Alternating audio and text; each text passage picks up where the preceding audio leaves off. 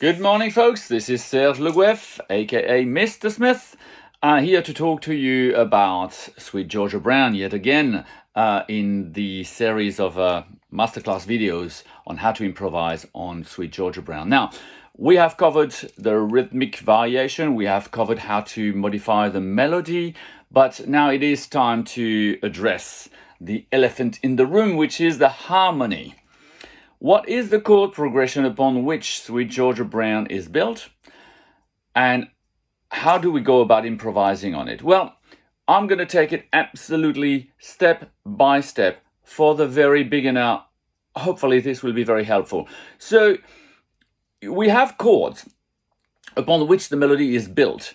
And the way it works is quite simple. If you look at the very first chord, we're going to look at the very first chord of Sweet Georgia Brown. In the key of A flat concert, which is B flat for a tenor saxophone, the first chord of Sweet Georgia Brown will be G7. Now, a letter and a number, G7. What does it mean? You need to understand what is a chord, where does it come from, and how can we use it?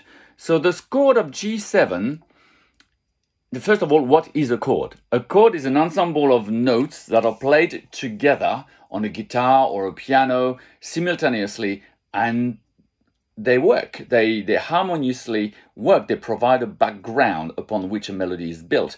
The chord of G7 comes from a scale. I know the word scale in itself is a dirty word, but you need to know your scales if you're to ever improvise on any jazz tune, on any tune in that matter, for that matter.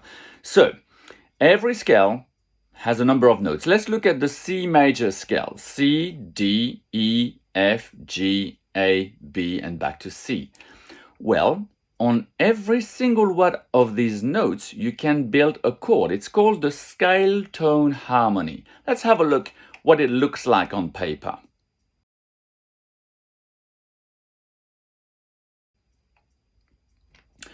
So as you can see, on the first note, I can build from the C, add an E, the third, add a G, the fifth, add a B, the seventh, and I get the chord of C major 7. And you can do this on every single note. Now, every note has a chord that has a single name attached to it. So the first chord is C major 7. The second chord is D minor 7, then E minor 7, then F major 7, then guess what? G7. Here is the chord of G7. So now we know that this chord is built upon the fifth note of the scale of C major. And we also know the name of its notes: the root, G, the third, B, the fifth, D, and the seventh, F. They are all notes that belong to the scale of G major. So the very first thing you need to do is memorize those 4 notes and treat them as golden notes. They are the chord tones. That means that in the tune of Sweet Georgia Brown, for 4 bars, the band is playing over G7. That means that if you know those 4 notes, you can already start improvising in a very basic manner. Accepted, but you can start improvising.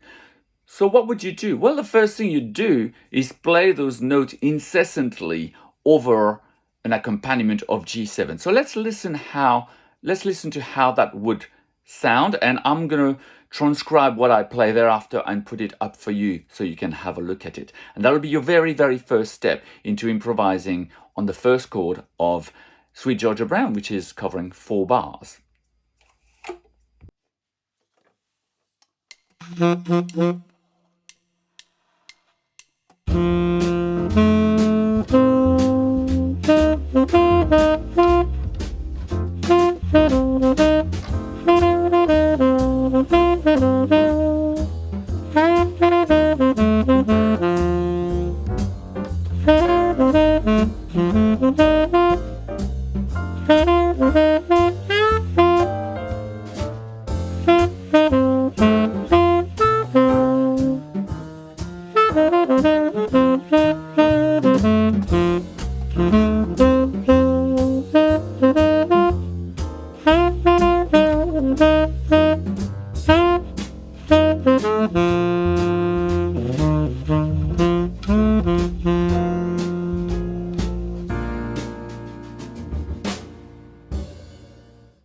But first of all, what I suggest you do is practice, workshop the chord.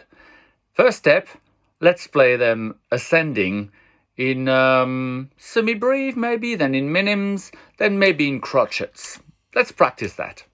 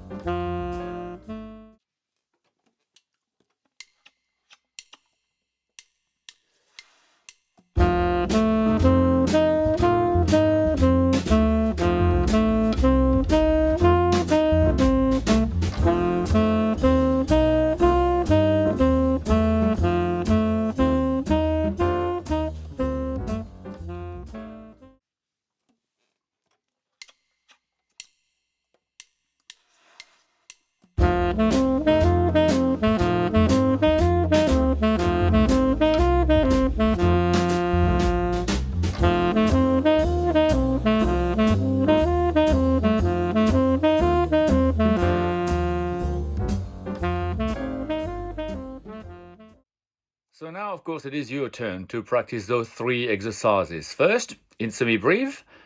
Second, in minims. Third, in crotchets, non-stop. The next bit is where it gets interesting. You mix the minims, the crotchets, the semi-breve, or any other rhythm that might pop in your mind. So let's hear how that would sound.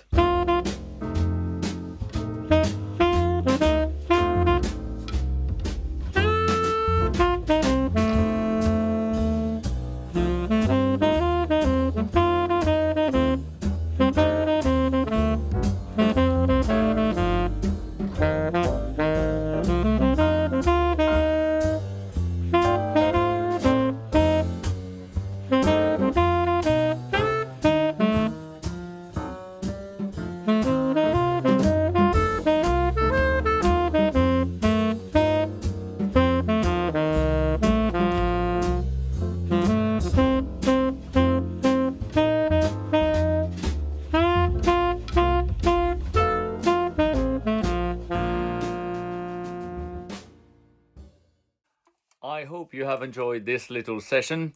Take the time to practice with the backing track on and on and on. Go from exercise 1 to exercise 2 to exercise 3, etc. Only move to the next exercise when you're satisfied you have mastered the exercise you're practicing currently. It's very important that when you allow yourself the freedom to improvise, remember, you do not have to play all the time.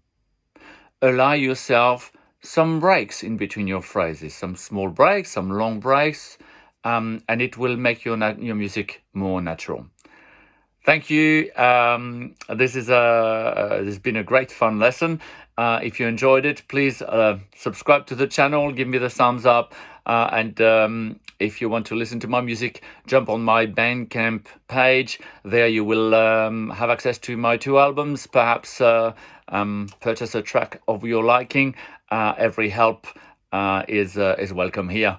Until next time, see ya.